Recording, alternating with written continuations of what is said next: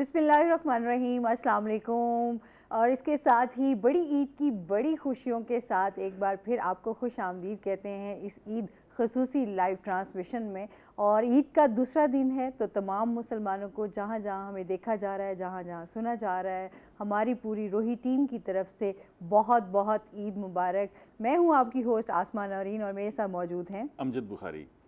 और हम दोनों की तरफ से आप तमाम मुसलमानों को बहुत बहुत ईद मुबारक। और आज भी कुर्बानी का सिलसिला जारी और सारी रहेगा। बहुत सारे लोग जो है ईद के दूसरे दिन जो है कुर्बानी करते हैं। सर, आपने तो मेरे ख्याल में ईद के पहले दिन ही कुर्बानी कर ली थी कल। हाँ जी, माली भी, बकरे की भी रूह की भी, और कुर्बानी ही कुर्बानी है। हाँ बिल्कुल। और इस कुर्बानी का यही मकसद होता है कि हमने अपनी तमाम नफ़रतें और कदूरतें दूर करनी है और एक दूसरे के साथ मोहब्बत और जो हमारा जज्बा है, इसार है, उसको बरकरार रखना है। और इस ईद की खुशियों में उन तमाम लोगों को शामिल करना है जो पूरा साल इस ईद का इंतज़ार करते हैं।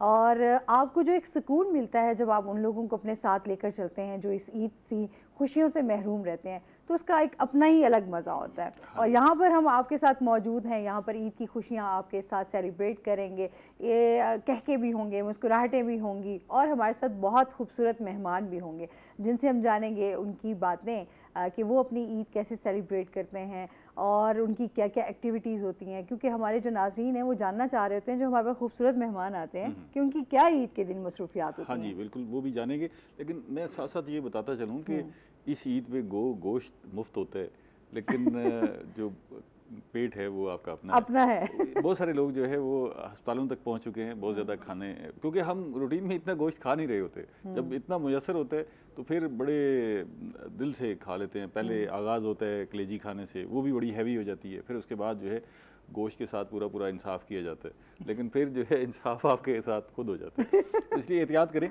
और ख़ास तौर पे कोशिश करें कि गोश्त अगर इस्तेमाल कर रहे हैं ज़्यादा तो उसके साथ दही का इस्तेमाल भी करें और ज़्यादा दफ़ा खा लें, थोड़ा थोड़ा खा लें। और कोशिश करें कि उन लोगों को ज़रूर शामिल करें जिनके पास गोश्त मुयसर नहीं है। इर्द गिर्द ख्याल रखें ऐसे लोग जिनके पास गोश्त नहीं पहुंच सका। तो आज दूसरा दिन है, आज भी मौका है कि वहां तक पहुंचाएं। अगर आपने कुर्बानी की है या आज करने का इरादा है, कल करेंगे, तो उनको भी साथ साथ शामिल करें। और हमें शामिल करने के साथ साथ मेहमानों को भी साथ शामिल करना है। मैं पहले बता दूँ कि हमारे साथ आज मेहमान कौन है। तो नाज़रीन, इस वक्त जो है हमारे साथ स्टूडियोज़ में मौजूद हैं director general PHA Asif Rauf Khan साहब।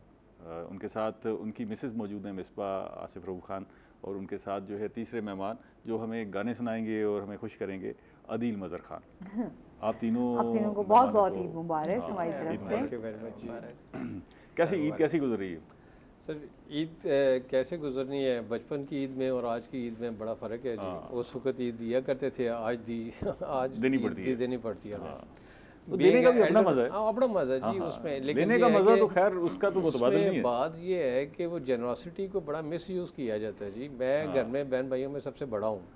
बहनों को तो हम ईद देते ही देते हैं। वो जो भाई मुझसे 3 साल छोटे हैं वो भी खड़े हो जाते हैं, उनके 4-4 बच्चे तो खड़े होते ही होते हैं। मैं कहता हूँ यार अब तो बच्चों की बारी है, आप जो है ना अब आप छोड़ें, आप जो अपने भतीजे भांजों को दें, आप मेरे बच्चों को दें, और नहीं, लेकिन token of love, it is also considered a token of love. उन्हें 200 रुपये अपनायत का एहसास है, वो बड़ा समझते हैं। वो कहते हैं 200 मिले, 500 मिले, 1000 मिले, लेकिन ये है कि कुछ ना कुछ ज़रूर लेना, मिलना ज़रूर है। इसी तरह जो है मेरी वालदा हैं, और हैं तो वो मेरे वालिद साहब, मेरी वालदा की डेथ के बाद वालिद साहब ने की शादी, लेकिन 97 में, अब 2007 में वालिद की भी डेथ होगी, 97 में वालदा की डेथ हुई।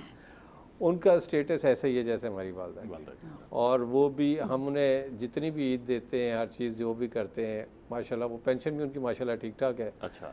लेकिन उसमें ये होता है कि हम जो है ना उनको जब देते हैं तो उन्होंने रिटर्न में ईद वाले दिन ख़ास में 500 रुपया मेरे हाथ पे उन्होंने रखना ही होता है। अच्छा, ये भी it's a token of love. और ये भी बताना है कि मैं आपकी मदद हूँ, ये इससे एक फीलिंग आती। जब तक वो छोटे मुझसे पैसे ना ले लें, उन्हें पता नहीं चलता कोई बड़ा भाई है।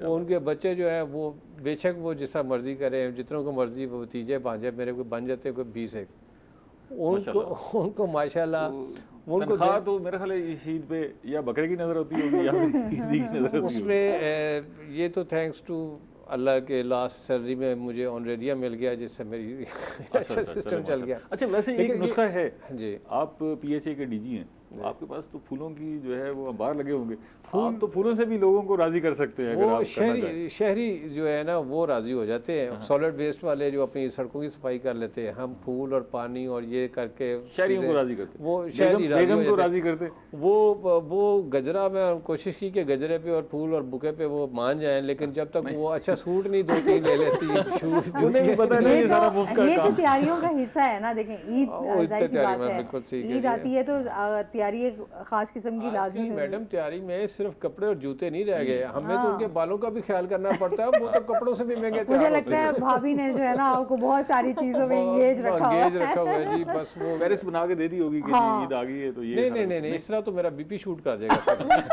वैसे थोड़ा ये ऐसा करती है, शाम को आ जाएंगी तो वो मैंने तो वो हेयर मैंने वो करवाने थे, डाई करवाने थे। अच्छा वो मेहंदी तो बच्चों की रह ही गई। अच्छा फिर जब देखेंगे ना जब ये बजट जो उन्होंने पहले ईद का हमने कुछ दिन ईद से पहले ही ये दे देते हैं ईद का बजट, जो बच्चियों का जो लास्ट होता है ना, लास्ट ईद से एक दिन पहले उनको ये होता है कि अब हमने मेहंदी लगवानी है, हमने बेंगल्स लेनी है। उन्हें मैं कहती हूँ आप बेंगल्स वगैरह ज्वेलरी पहले लेके फारग हो जाया करो, साथ के साथ ही मम्मा मजा तब आता है जब हम चांद रात को ये सारी चीजें अरेंज करें। बच्चों की तैयारी होती है चांद रात को, चाहे वो आप बड़ी ईद पे भी कह लें या आप छोटी ईद की चांद रात तो कुछ स्पेशल ही होती है ना, या आपको रोजों की भी खुशी होती है। बच्चियों की ना वो तैयारियां जो होती है ना वो अलग होती है। हम लोगों का खुद बचपन इसी तरह गुजरता है, तो जब अपना बचपन नजर पीछे दौड़ाते हैं तो अब वो चीजें मतलब मसरूफियात में रह गई हैं। मतलब घर में बच्चों में बंदा एंगेज हो जाता है, तो फिर मैं कहती हूँ यही टाइम है बच्चियों का। तो जितना हम लोग कर सकते हैं इनके साथ, तो वो जितना मर्जी ये कह लें कि ये बजट जो है ना, आप बाद में मुझसे ये बजट आपका सारा ईद का कंप्लीट है, लेकिन एंड पे इनकी जान जो है ना वो फंस जाती है दोबारा। ये बड़ी दोबारा काबू आ जाता है। मैम ये बड़ी ट्रिकी है, बच्चियों के आगे मैं नहीं बोल पाता। मेरी छोटी बच्ची है 9 साल की, एक 11 साल की ना, ये इन्होंने जो बात मनवानी होती है इन्हें पता ना, अब नहीं माना, अब उनको आगे कर देंगे। अच्छा क्योंकि जो वालिद होते हैं वो तो जरा इमोशनल होते हैं ना बच्चों के मामले में, तो वो थोड़ा सा बच्चों के जरिए ब्लैकमेल किया जा सकता है। वो मैं उस टाइम इनको आंखें निकाल रहा होता ना, तो वो मेरी आंखें चेक कर रही थी, मामा को तो कुछ नहीं कह रहे। फिर मैं आंखें नीचे कर लेता, मैंने बेटा पापा आप ये हो सकता है, मैं फिर बड़ा वो ना पूरे फुल जोश के साथ बेटा क्यों नहीं हो सकता, ये कैसी बात आपने की है, अंदर से मेरी जो मर्जी कंडीशन हो। अच्छा वैसे बच्चों की खुशी में ही इंसान खुश होता है। इस मौके पर ईद के खासतौर पे सर ये अल्लाह बड़ा बनाए और आप बड़े बने और आप भतीजे भांजों का ख्याल रखें, अपने बच्चों का तो सब भी ख्याल रखते हैं, आप भतीजे भांजों का बहनों का ख्याल रखें, बहनों को टाइम से ईदी दें, क्योंकि माँ के बाद जो आपकी दुआएं हैं ना, जो बहन है, मुझे पता है कि मेरी मोटरसाइकिल चोरी होगी स्टूडेंट टाइम में ना, तो उसमें कोई रोया या नहीं रोया, अम्मी तो थी नहीं, अब्बू ने तो नहीं रोना था, लेकिन जो मेरी सिस्टर है वो सारा दिन रोती रही। अच्छा कि भाई की मोटरसाइकिल चोरी होगी। अब वो बहन भाइयों का प्यार भी बड़ा अनोखा होता है। अब भी स्टिल अब भी अगर आप बहन को देखें तो बहन जो है वो भाई के लिए जो है ना, अब वो माँ बाप के बाद उसके पास भी भाई रह जाते हैं, जिसके लिए वो प्योरिटी, मैं कहता हूँ माँ का सब्स्टिट्यूट जो है ना वो बहन है, अगर कोई समझ सके तो। बिल्कुल अगर कोई नहीं समझ पाता तो बड़ी जो सिस्टर है इनकी वो तो ऐसी हैं कि भाइयों के साथ तो है ही है, लेकिन भतीजों को उन्होंने ऐसे भतीजियों को ऐसे अपने साथ अटैच किया हुआ है ना कि फुप्पो के बगैर उनका हर मौका अधूरा है। हाँ जी, फुप्पो जो है ना उनकी, फुप्पो 2 घंटे लेट हो जाए सही। अच्छा बच्चों के साथ बच्ची बड़ों के साथ। अच्छा होता है ना ज्यादा, जैसे बच्चों का ननियाल की तरफ ज्यादा तवज्जो होती है, ददियाल की तरफ जरा कम होती है, तो इधर आपके बच्चों के ननियाल के साथ ज्यादा या ददियाल के साथ? दरअसल मेरे जो फैमिली है वो हम लोग हैं मानसरा से, तो वो मानसरा में होते हैं, हमारा उधर जाना थोड़ा टाइम बाद होता है, 1 साल 8 माह बाद, तो इधर इंटरेक्शन ज्यादा रहता है। हाँ जी, तो इधर फिर ज्यादा प्यार जो है ना, लेकिन उधर भी अपनी जगह पे है, खाला नानों से आजकल तो ये वीडियो कॉल है, सब कुछ है, बड़ी आसानियां हो गई हैं। मेरी छोटी जो है अपनी, मेरी जो छोटी सिस्टर से मेरी बेटी बहुत अटैच है, वो सबसे छोटी खाला वो घर में, तो उनसे अपनी जगह पे है इनसे, लेकिन ये कि ज्यादा मुलाकात वगैरह ज्यादातर ददियाल के साथ ये करीब है। अच्छा वैसे भी ना आपको बांटने का मौका देती है, तो बांटने की अपनी एक खुशी है, इस खुशी का नेवल बदल कुछ भी नहीं है, आप इस मौके पे बांटते हैं, लोगों को देते हैं, उससे तमानियत मिलती है। अदील से पूछिए क्या बांटते हैं? वही ना, अदील एकदम बैठे हुए हैं, अदील को भी अटैच करें, कैसे खामोश बैठा है ईद के दिन। वैसे अदील खामोश तो रहा नहीं जा सकता ना। दो मियाँ बीवी का मुकालमा हो रहा था तो मैंने कहा मैं बीच में ना बोलूं। अच्छा किया आपने। बहुत अच्छी, हाँ बहुत अच्छी बातें आप बैठे भी करीब थे कुछ भी। तो ईद का पहला दिन तो मेल्स का तो बहुत ज़्यादा मसरूफ़ गुजरता है ना, तो उसमें क्योंकि उनकी हालत भी बड़ी गैर होती है, उन्होंने कुर्बानी साथ खड़े होकर करवानी होती है। बल्कि वो मंजर जब वो बकरा लेके आ रहे होते हैं कुर्बानी के लिए, वो भी देखने वाला होता है, उसमें पहचानना मुश्किल होता है कि बकरा कौन सा है। बिल्कुल तकरीबन सेम कंडीशन होती है। जिस टाइम वो लेके आते हैं, जब मंडी से लिया जाता है बकरा, तो आप खुद बकरे बन चुके होते हैं। ये दूसरे लफ्जों में जो मैं अब आपको क्लियर कर रहा हूँ, जिस बकरे को ला रहे होते हैं उसको तो वीआईपी ट्रीटमेंट मिल रही होती है ना सर, बाकी जो बच्चे साथ होते हैं, हाँ 2-3 दिन का मेहमान होता है और बकायदा उसके लिए इंस्ट्रक्शंस होती हैं, इसके लिए कूलर चला के रखें, इसके लिए बर्फ रखनी है इसके पास, इसको गर्मी नहीं लगनी चाहिए, इसका पानी का ख्याल रखना है आपने। और उसके बाद तो फिर आराम ही किया होगा ना। हाँ, वो जैसे आप कुर्बानी करवा के हटते ना, फिर कहते हैं अच्छा अब खवातीन ने किचन संभाल लेना है। कहाँ आराम किया, उस गोश्त को बांटना है, तकसीम करना है, आपने अपनी निगरानी में उसको 3 हिस्से बनाने हैं, फिर उसको मिक्स अप करके फिर गोश्त की तो यहाँ पे बातें होती रहेंगी। हमारे यहाँ कुर्बानी का गोश्त बन रहा होता है, साथ के साथ बटर होता है। ये और हम बड़ी मुश्किल से कहते हैं मेहमानों ने भी आना है। ज़ाहिर है ईद के सेकंड डे, फर्स्ट डे तो हमारा कुर्बानी के बाद हम लोग इन लॉज चले जाते हैं। जो मेरे ससुर का घर है वहाँ पे पहला दिन हमारा उधर गुजरता है। कुर्बानी हमारी मॉर्निंग में हो जाती है नमाज के फौरन बाद। आपकी इसी बात को आगे कंटिन्यू करेंगे, अभी हमने जाना है ब्रेक पे। नाज़रीन हमारे साथ रहे। वेलकम बैक नाज़रीन। बड़ी ईद की बड़ी खुशियों के साथ एक दफ़ा फिर हाजिर हैं, और इसके साथ ही जिन्होंने अभी अभी हमें ज्वाइन किया उनको बहुत बहुत ईद मुबारक हमारी तरफ से। और अदील से एक अच्छा सा सॉन्ग भी सुनते हैं, क्योंकि बातें तो हमारी चलती रहेंगी, कह के भी मुस्कुराहटें भी, तो साथ साथ म्यूज़िक भी इंजॉय करते हैं। ज़रूर। सराइकी तो समझ आती होगी। बिल्कुल समझ आती है। भाभी आपको सराइकी बोल नहीं सकते, समझ आती है। लेकिन अदील साहब थोड़ी बहुत सिर्फ दुआएं दे के गुजारा करते हैं, कपड़े पहनने के लिए पैसे चाहिए। ये इन्होंने अभी बेगम साहबा ने एक बड़ी बात की थी कि हम गोश्त जो है ना आपस में मिक्स कर या 3 हिस्से नहीं कर पाते, साथ ही कुर्बानी हो रही है। और 10 साल पहले ये था कि जब घर में वालिद साहब के घर पे कुर्बानी होती थी ना, सारे भाई इकट्ठे होते थे, उनकी कोशिश होती थी कि बांटते वक्त या गोश्त बनते वक्त मुझे लेफ़्ट राइट कर दे। उसकी रीज़न ये थी कि मेरा तो ये था, फिर अब सबकी यही आदत हो गई है माशाल्लाह, इन्होंने सीख लिया। जिस तरह आपने कहा था ना, बांटना एक बड़ा महफिल है, बड़ा इसकी अल्लाह ताला को ये, और वैसे भी इसमें बड़ी कामर और बड़ी स्पिरिचुअल प्लेजर है। मैं कहता हूँ घर पे जो दरवाजे पे आते हैं ना लोग, आप 2-2 पीस उन्हें देते जाएँ छोटी बोटियों के, लेकिन वो खाली वापस ना जाए। बाज़ का ये होता था बकरे में तो आप किसी को दे ही नहीं पाते थे। फिर उसके बाद मैं शिफ्ट हो गया बछड़े के ऊपर, फिर मैं शिफ्ट हुआ ऊँट के ऊपर। तो यकीन करें ऊँट का गोश्त भी बांट के तसल्ली न हुई कि लोग फिर भी आते थे, दोस्त आते थे, वो मांगते थे, तो फिर दिल करता था 2 ऊँट हों। अब आगे इतनी कैपेसिटी नहीं होती थी।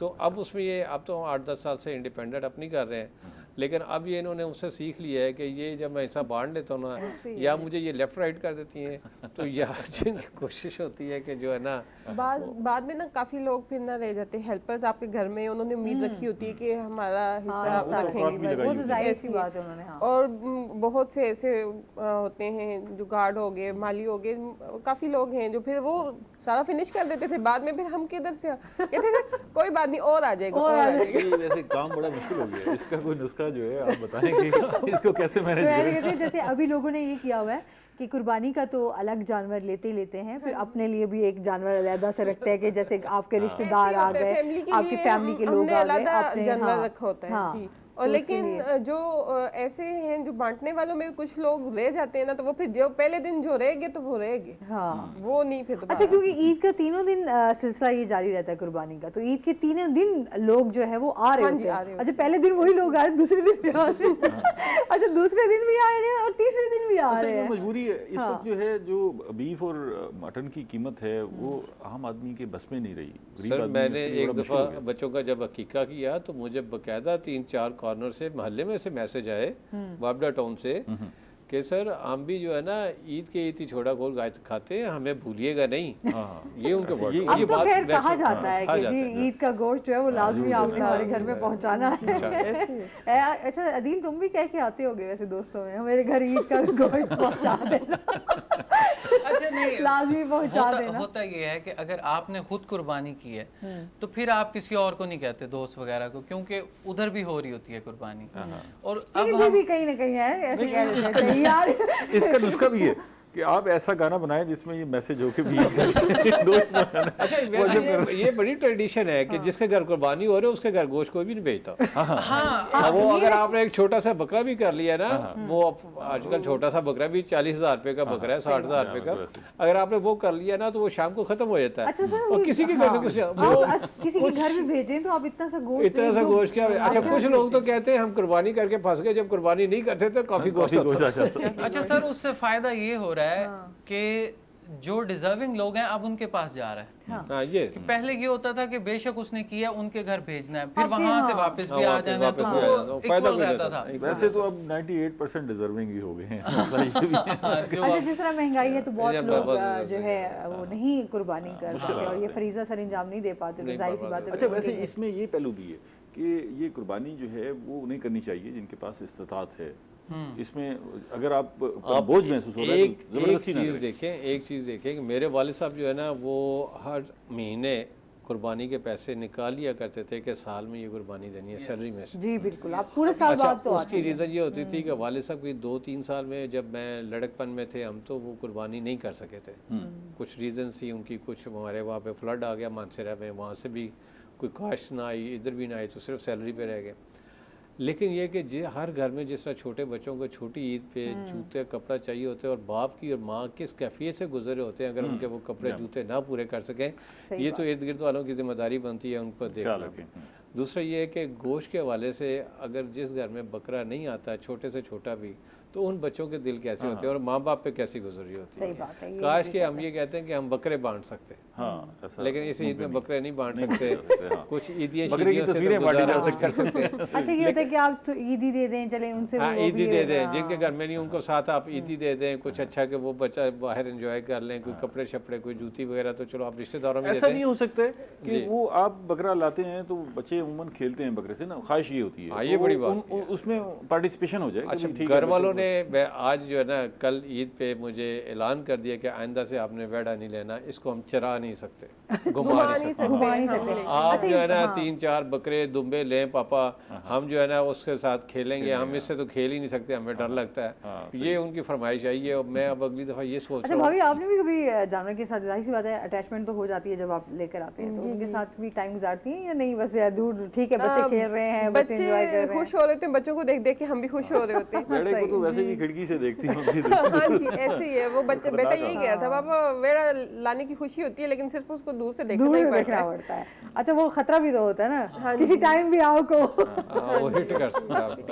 कुछ भी हो सकता है। हाँ कुछ भी हो सकता है। अच्छा जी बचपन में वाले साहब ना 2-2 माह छतरा करते थे, वो बकरा नहीं करते थे। छतरा कोई थोड़ा सा जेंटल उसमें क्वालिटी तो होती है शरीफाना, तो बकरा जो है ना वो उसमें ये था कि हम रखते थे तो 2-3 माह के बाद इतनी अटैचमेंट होती थी कि जब वाले साहब खुद हलाल किया करते थे, वो गोश्त भी खुद बनाया करते थे। वो हमारा पठान कबीला ये काम करे, आगे ये नस्ल में जो है ना ये नहीं, अब हम कसाई ढूंढते हैं। मेरे वालिद साहब भी जो है वो खुद ही कुर्बानी, हम तो कसाई अब ढूंढते हैं ना। तो उसमें ये हुआ कि वो जब 1-2 दफ़ा हलाल हुआ तो we all started weeping।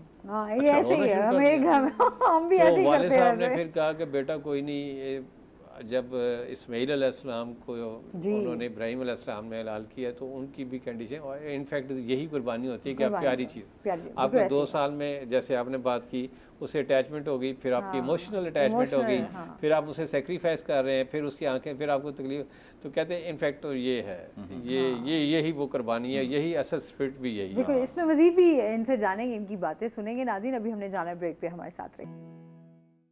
Welcome back नाज़रीन। बड़ी ईद की बड़ी खुशियाँ और हम ये मना रहे हैं अपने मेहमानों के साथ, आपके साथ। इस वक्त जो है हम अभी आपको एक गाना भी सुनाएंगे, लेकिन उससे पहले एक बड़ा ज़रूरी मामला है जी। वो ये है कि मैं खान साहब से पूछना चाहता हूँ कि आप कोई किचन के हवाले से भी शगफ रखते हैं, कोई खाने पकाने का, कोई खाने का तो चलो ठीक है, खाने के तो शौकीन होंगे। खाने का शौकीन तो मैं इतना हूँ कि मैं बड़ा इसमें अपना एस्थेटिक मेरा इसमें बड़ा है, लेकिन ये है कि अगर कहें कि मैं पानी भी उठ के पी लूँ, वो ये अनफॉर्चुनेटली फॉर्चुनेटली बहन भाइयों में से सबसे बड़ा था जिसको आवाज़ है नहीं, बचपन में ही पानी आ जाता था। खाना आ जाता चले वो था। बचपन में तो हो गया, उसके बाद अब ये भाभी की कमजोरी है अगर आप किचन में नहीं ला सकते। मैंने ना फ्रिज से भी पानी चीज गर्म करके नहीं लेता, बिल्कुल नहीं, कभी ना भूखा बैठा कर रहा दिया ना, ट्रेंड सेट कर दिया। फरमाइश करते हैं ईद पे, फरमाइश क्या ईद पे क्या फरमाइश करते हैं, इस ईद पे क्या फरमाइश करते हैं कि ये पकना चाहिए। मैंने कोशिश की कि नमकीन गोश्त बने, एक्स्ट्रा उसमें घी ना डले आपका, मुझे घी नजर ना आए उसमें, और मुझे तंदूरी गर्म रोटी जो है वो साथ या खमीरी रोटी दे दी जाए। अगर नहीं तो फिर वो ना यखनी वाला पुलाव बनाया जाए जिसमें यखनी हो और चावल बराबर हो, ये ना हो कि चावल में भी जो उसमें तरावट भी यखनी की होनी चाहिए। और दूसरा फरमाइशें भी इनकी जोर है। तो भाभी आप फिर खाना आप खुद बनाती हैं? हाँ जी, खाना मैं ये खाना किचन में मैंने किसी को, ये हेल्पिंग हैंड तो हो सकती है किचन में, मेड वगैरह, लेकिन ये कि कुकिंग इन्होंने क्या बनाते तो तारीफ भी करते हैं? हाँ जी, जब चीज़ अच्छी बनी हो तारीफ भी करते हैं, लेकिन जब अगर कोई कमी पेशी हो जाए और फिर ये नहीं देखते कि मेहमान बैठे हुए उनके सामने ही फिर उनके सामने मैं कहती थी बंदा अच्छा मेहमान बोले भी ना, वो मेहमान शर्म के मारे अगर खामोश भी रह जाते हैं, लेकिन ये नहीं चुप करते। ये मुमकिन है मेहमान नोटिस ना करे, अगर मेरे नोटिस में आ गया है कि मुझे ये वो चीज़ वैसी नहीं है जैसे मैंने कही थी या लेट हो गई, मैं थोड़ा सा उसमें ब्लंट हो जाता हूं। अच्छा क्या बना लेते हैं जबरदस्त जो मैं पुलाव वैसे ये सवाल तो इनसे पूछना चाहिए क्योंकि खाने वाले से पूछना चाहिए। सर ये तो बच्चों की फरमाइश है बिरयानी। बिरयानी के मैं सख्त खिलाफ हूँ क्योंकि उनके जो सिंधी मसाले वगैरह हैं वो मैंने खुद बड़े पकड़े हैं, as a assistant commissioner, as a additional deputy commissioner, मैंने बड़े रेड कंडक्ट किए हैं। वो जैसे बनते हैं मुझे पता है, बाहर का दूध जैसे बनता है उसके हवाले से मेरी बड़ी रिजर्वेशन है। तो मैं तो कहता हूँ पुलाव पे बच्चे शिफ्ट हों, लेकिन वो बिरयानी के बड़े शौकीन हैं और बिरयानी माशाल्लाह ये बहुत अच्छी बनाती है, और इनकी फूफो वैसे इनसे भी ज़्यादा अच्छी बनाती है। अच्छा, तो मुझे ये होता है कि मटन पुलाव या बीफ पुलाव, अच्छा, और चिकन पुलाव वैसे मैं वो बड़ा हाफ हार्टेडली मैं उसे देखता हूँ क्योंकि उसमें वो चावलों में जूस ही नहीं आता जो मटन का या बीफ का आता है। आप अभी तो डॉक्टर ने मना नहीं किया, लेकिन कहते हैं कि एहतियात करें, लेकिन ज़्यादा गोश्त खाना भी जो है वो आपकी सेहत के लेकिन कम रोज, लेकिन अब वो ना वो बचपन में जैसे आती थी ना प्लेट में एक दो बोटियाँ, उससे तो फर्क नहीं पड़ता था। अब वो आती हैं अल्लाह की तरफ से, जैसे भी रेस्टोरेंट्स में भी इसी तरह से है, वो हाथ रुकता नहीं है। अदील आप क्या अच्छा बना लेते हैं? अदील से भी जानते हैं सर। मुझे अभी तक ऐसा कुकिंग का कोई शौक नहीं हुआ। मुझे भी सिर्फ यही है कि मैंने खाना है, लेकिन मैं थोड़ा खाता हूँ, खाता थोड़ा हूँ, लेकिन बहुत चूजी हूँ खाने के लिहाज से। अच्छा, हाँ, खाने में किस तरह चूजी होते हैं? नहीं, यानी कि मुख्तलिफ डिशेज हैं जो मैं खाता हूँ, हर डिश नहीं खा लेता। अच्छा, हाँ, हर किस्म की रेसिपी मुझे नहीं पसंद आती। गले का भी ख्याल रखना पड़ता होगा कभी गला। अच्छा नहीं, वो भी कभी नहीं ऐसे मौकों पे तो गाना शाना बोल जाता वो अच्छा नहीं, मेरा हमारा फैमिली का ये रहा है कि कभी भी मुझे किसी ने फरमाइश नहीं की। वो घर की मुर्गी दाल बराबर वाली बात होती है ना, तो घर में कोई इज्जत वाली बात नहीं है आपकी एज अ सिंगर आपकी कोई वैल्यू नहीं है घर में। तो अगर कहीं कोई तारीफ हो भी जाए या कहीं कोई कॉन्सर्ट पे देख लें कि बहुत ज़्यादा अवभगत हो रही है इसकी, कोई बात नहीं होगी। जैसे ही आप घर आएंगे ना, चल अब घर आ गया और ये ड्रामेबाजी खत्म कर अपना सुकून में। मतलब घर में इतना कोई फरमाइश नहीं करते। इसमें मायूस होने की बात नहीं है, सबसे यही सलूक होता है इसलिए आप परेशान हैं। हाँ, हर जॉनरा में जो परेशानी को एक तरफ रख के गाना सुनाएं। और वो कहते होंगे कि जल्दी से जाओ, चेंज करो और जल्दी से गोश्त बांट के आओ। सुबह जाओ नाश्ता लेके आओ, सुबह जाओ दही लेके आओ, चने लेके आओ। वो तो रूटीन है ना आपकी। आप जितनी बड़ी सेलिब्रिटी हैं, आप घर हैं। वो एक और हमारे वजीर थे, वो कहते थे भाई मुझे सब्जियों के रेट पता है, मैं खुद लेके आता हूँ। हाँ, तो ये छोटी छोटी जिम्मेदारियां जो हैं ये आपको खुश रखने में मदद देती हैं और रिफाइन करती हैं आपको चूने लगने से भी बचते हैं कि आप कहाँ पे रेट ज्यादा है कहाँ पे कम है। वरना तो मोस्टली आपको पता ही नहीं होता कि सब्जियों फलों के क्या रेट्स है अगर आप चले जाएं तो। सही बात। अच्छा भाभी, ये बताएं कि इस ईद पे भी आपकी खास तैयारियां होती हैं? बकरा ईद पे ज़रा सी बात है, इसमें काम भी ज्यादा होता है। हाँ जी, इस पे भी होती है। एक तो काम ज्यादा होता है, दूसरा बच्चों के हवाले से तैयारियां तो उसी तरह होती है। हाँ, वो तो बच्चों की तो ईद है ही है ना, वो तो हर हाल में वो बनाएंगे। हाँ जी, तो फर्स्ट डे तो हमारा बहुत एंगेज गुजरता है, मॉर्निंग खास तौर पे, क्योंकि फर्स्ट टाइम में हमारी कुर्बानी हो जाती है। सही है। और उसके बाद ही फटाफट हमारा गोश्त वगैरह मतलब आप फ्री हो जाती हैं, जल्दी फ्री हो जाती हैं। उसके बाद क्या एक्टिविटीज होती हैं? उसके बाद मेहमान वगैरह हाँ जी आते हैं, भाई इनके आते हैं, ये सबसे बड़े भतीजे आते हैं सारे ईद मिलने। सुबह नमाज के फौरन बाद उनको सारे आते हैं इनके पास। वैसे ईद के दूसरे दिन को अमूमी तौर पे आलमी दिन बराए ससुराल के तौर पे मनाया जाता है।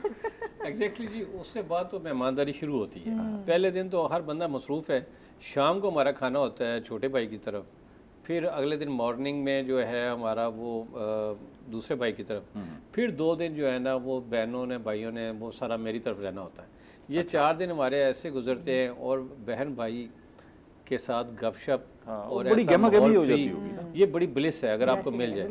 अगर आपके पास माँ बाप नहीं है तो फिर बहन भाई हैं, सही बात, जिनके साथ आप गप करते हैं, कोई मौका ऐसा होता है ना कि सारे इकट्ठे हो जाना। 30 इयर्स बैक आप उनके साथ गपशप कर रहे हैं और उसी स्टाइल और उसी पैराए में गुफ्तगू कर रहे हैं, एक दूसरे को डांट रहे हैं। वो कह रहा बड़ा भाई जो है ना भाईजान समझते नहीं है, मैं उसे कह रहा हूँ तुझे क्या हो गया है, वो बहन आएगी जो है वो चलती रहती है और उसको सब एंजॉय कर रहे होते हैं। और बिल्कुल आप वापस चले जाते हैं, आप टीन एज में वापस चले जाते हैं, बेतकल्लुफी में चले जाते हैं और कोई रिश्ता रह ही नहीं गया ऐसा। ये मौका ऐसा होता है ना, और फिर मोहब्बतें बांटने का, मुस्कुराहटें, और आपस में एक यूं समझ लेंगे ना कि आपको एक ऐसा टाइम मिलता है कि आपने सबने, क्योंकि वैसे तो मसरूफ होती है जिंदगी, तो आपको एक मौका मिलता है कि आपने इन छुट्टियों में अपनों के साथ टाइम गुजारना। देखिए जो 9th का बच्चा प्री 9th है, शाम को एकेडमी है, सुबह स्कूल है, वो इकट्ठे नहीं हो सकते। इसके अलावा भी आपकी जिंदगी ना बड़ी फॉर्मल हो गई। अच्छा, ये इस मौके पे आपको वैसे अपने आप को इनफॉर्मल करना भी चाहिए, ठीक है ना जी। आप तोड़ देना अपना वो जो रूटीन है उसको तोड़ दें और आप this is life, beauty of life यही है। क्योंकि जाहिर सी बात है मौका ऐसा है और बातें इतनी मजेदार चल रही हैं कि सुनने का दिल ही नहीं कर रहा कि ये बातें खत्म हो, लेकिन जाहिर सी बात है हमारे पास वक्त भी बहुत थोड़ा सा रह गया है। बहुत शुक्रिया, बहुत अच्छा लगा। वी ऑल आर ग्रेटफुल और स्पेशली माय वाइफ मिसबा और मैं और यकीनन हमारे जिस तरह आपने हमें अम्यूज़ किया गाने से, नाजरीन को किया, वी आर वेरी ग्रेटफुल कि आपने हमें ये मौका दिया। बहुत शुक्रिया। और इस तरह में ऑन एयर होने का भी और हमारी चीज़ें व्यूज़ भी एक्सचेंज हुए और डेफिनेटली कोई अच्छे मैसेजेस भी आगे गए होंगे। बहुत शुक्रिया। कोई मैसेज देना चाहें हमारे पीएचए के वाले से भी दे सकते हैं। पीएचए के वाले से तो ये है कि आप पार्कों में आएंगे, पार्कों में हमारे स्पेशल इंतज़ामात हैं। सेकंड डे हमारे झूले, उनके स्विंग्स वगैरह हमने उनकी रिपेयर मेंटेनेंस के वाले से, फिटनेस के वाले से भी हमने इंश्योर की है उनकी। लेकिन मेरी एक दरख्वास्त है कि आप लोग जो है ना घर का मटेरियल जो है उसमें सॉलिड वेस्ट वाले स्पेशल सीएम साहब के प्रोग्राम के तहत वो जो है वो कलेक्ट करेंगे, लेकिन आप गैर ज़िम्मेदारी का सबूत करते हुए उनकी जो